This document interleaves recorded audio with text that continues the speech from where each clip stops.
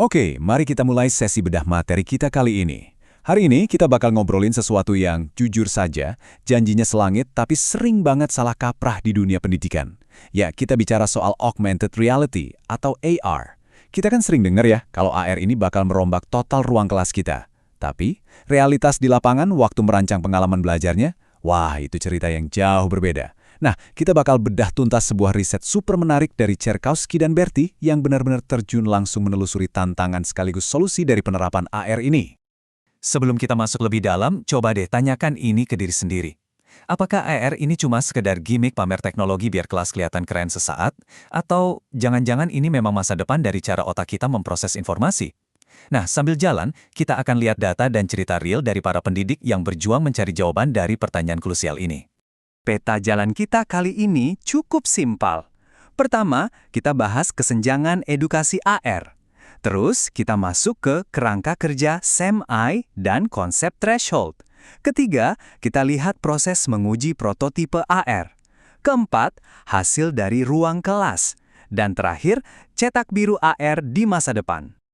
Oke, mari kita mulai dari yang pertama, kesenjangan edukasi AR antara ekspektasi dan realitas. Jadi begini, banyak banget riset yang memuji-muji AR. Katanya bikin siswa lebih interaktif dan super antusias. Tapi di lapangan, seringnya pendidik itu mentok karena nggak punya pendekatan desain pengalaman belajar yang pas. Nah, biar kita semua sepaham secara teknis, AR yang dipakai di studi ini secara spesifik adalah marker-based AR, atau AR berbasis penanda. Gampangnya, bayangkan Anda punya pemicu fisik di dunia nyata. Entah itu gambar, teks, atau kode QR, terus pas Anda scan pakai kamera smartphone, boom, muncul deh informasi atau animasi digital di layar.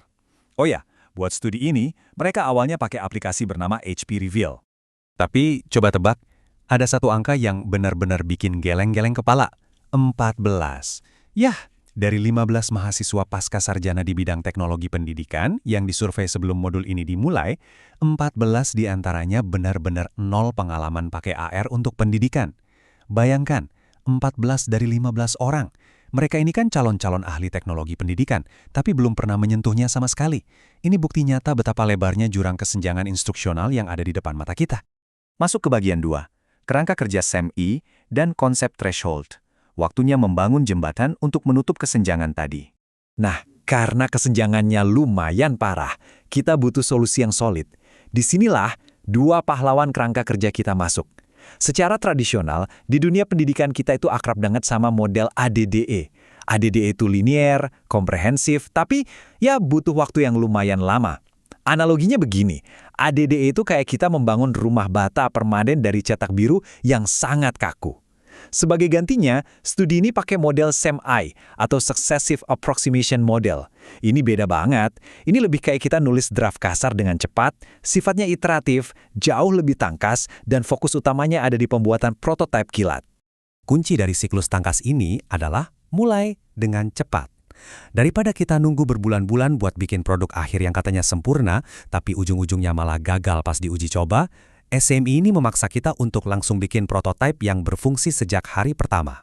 Habis prototipe jadi, kita nggak berhenti di situ. Langkah selanjutnya adalah evaluasi langsung. Ini detak jantungnya model SAM-I. Ide-ide tadi langsung diuji secepat mungkin. Pemicu AR-nya jalan nggak? Informasinya nyambung nggak sama materi? Evaluasi kilat semacam ini benar-benar nyelamatin kita dari buang-buang waktu buat ngerjain ide yang secara teknis memang nggak masuk akal. Dari hasil evaluasi, kita langsung lompat ke fase desain. Yang asyik dari fase ini adalah pendekatannya yang kolaboratif banget. Instruktur dan peserta didik bareng-bareng menyesuaikan desain secara terus-menerus. Jadi adaptasinya murni berdasarkan umpan balik real yang baru saja mereka dapatin dari uji prototipe awal tadi. Setelah desainnya pas, barulah kita masuk ke tahap pengembangan. Nah, disinilah keajaiban aktivitas AR mulai benar-benar kelihatan bentuknya. Lewat siklus kerja yang pendek dan aktif, guru mulai menumpuk lapisan digitalnya, nyambungin itu ke pemicu fisik, dan memastikan kalau teknologi ini memang benar-benar melayani tujuan belajarnya. Siklusnya selesai, tapi nggak benar-benar berakhir, karena sekarang prototipenya udah jauh lebih matang dan siap buat putaran iterasi berikutnya kalau memang perlu. Coba deh bayangkan, kalau kita melihat pembuatan materi AR sebagai siklus berulang kayak gini, proses mengintegrasikan teknologi baru itu mendadak jadi nggak semenakutkan kelihatannya kan? Kerangka kerja kedua yang dipakai adalah konsep threshold atau konsep ambang batas. Bawa AR ke kelas itu nggak cuma sekedar mengganti papan tulis pakai layar HP ya. Ini memaksa para guru untuk berani melewati semacam gerbang konseptual. Mereka dituntut menciptakan pengalaman yang benar-benar transformasional dan integratif. Begitu seorang guru paham potensi asli AR, wah, itu bahkan jadi pengetahuan yang melekat selamanya, alias irreversible. Dan yang paling menantang, ini memaksa mereka membongkar praktek-praktek pengajaran lama yang mungkin udah usang. Lanjut ke bagian 3, menguji prototipe AR. Saatnya melihat aksi nyatanya. Jadi, dengan teori dan kerangka kerja yang udah di tangan, peneliti ngasih tantangan ke para mahasiswa pasca sarjana ini. Mereka nggak cuma disuruh duduk manis nyobain aplikasi AR. Mereka diminta buat terjun langsung merancang pengalaman belajar AR yang fungsional, sesuai dengan bidang studi mereka masing-masing, dari bahasa Inggris sampai matematika. Supaya nggak melenceng, mereka dikasih template khusus yang memastikan mereka tetap fokus pada audiens, tujuan, dan hasil pembelajaran, bukan cuma heboh sama teknologinya aja. Bagian 4. Hasil dari ruang kelas. Mari kita bedah data surveinya. Lalu, apa yang terjadi setelah mereka punya pengalaman langsung mendesain materi tersebut? Ternyata hasilnya luar biasa. Walaupun awalnya ragu, para mahasiswa yang bertindak sebagai guru ini akhirnya melihat keuntungan pedagogis yang masif banget. Dari sampel yang ada, 10 orang melaporkan adanya lonjakan antusiasme siswa. 9 orang mencatat peningkatan fokus dan kemampuan spasial. Kesimpulannya, mereka sadar kalau AR itu benar-benar bisa menyulap ruang kelas jadi jauh lebih dinamis. Tapi tunggu dulu, kita harus tetap berpijak pada realitas. Di balik segala keuntungan tadi, 9 partisipan jujur mengakui kalau alat ini lumayan sulit dipelajari. Ada juga 6 orang yang mengeluhkan isu perangkat keras atau perangkat lunak yang suka ngadat. Belum lagi masalah biaya akses perangkat genggam yang mungkin nggak semua siswa punya. Dan buat gurunya sendiri, mengelola kelas yang pakai AR itu butuh tenaga ekstra. Jadi secara pedagogis, AR ini memang juara. Tapi secara teknis dan manajemen, ini jelas bukan hal yang sepele. Akhirnya, kita sampai di bagian 5, cetak biru AR di masa depan. Ini dia panduan implementasi praktisnya. Mengingat segudang manfaat dan tantangan tadi, apa langkah kita selanjutnya? Peneliti meminjam kriteria desain dari Chuendet buat dijadikan semacam checklist super praktis. Ini penting banget buat Anda perhatikan. Pertama, integrasi. AR tuh harus menyatu alami dengan alur belajar. Kedua, pemberdayaan. Guru tetap harus jadi kapten yang pegang kendali kelas. Ketiga, kesadaran. Desainnya wajib peka sama dinamika siswa. Keempat, fleksibilitas. Karena kita tahu sendiri, kondisi kelas itu nggak pernah bisa ditebak. Dan yang kelima, ini favorit saya, minimalisme.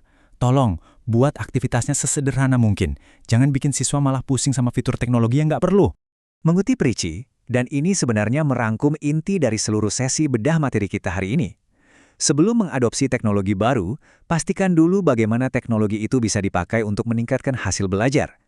Ingat, jangan sampai kita dibutakan oleh teknologi yang cuma kelihatan keren di luar. Pedagogi, tujuan belajar, dan hasil ukur, itu semua harus selalu datang lebih dulu sebelum kita bawa masuk inovasi apapun ke dalam kelas. Sebagai penutup, saya mau meninggalkan satu pertanyaan buat Anda renungkan. Setelah kita membedah data dan kerangka kerja hari ini, kalau Anda ini seorang pendidik atau desainer instruksional, praktek pengajaran nyaman apa sih yang saat ini ada yang benar-benar berani Anda tantang hari ini demi membawa teknologi sekeren realitas campuran ini ke ruang kelas Anda? Coba dipikirkan. Terima kasih sudah bergabung di sesi kali ini dan selamat mendesain.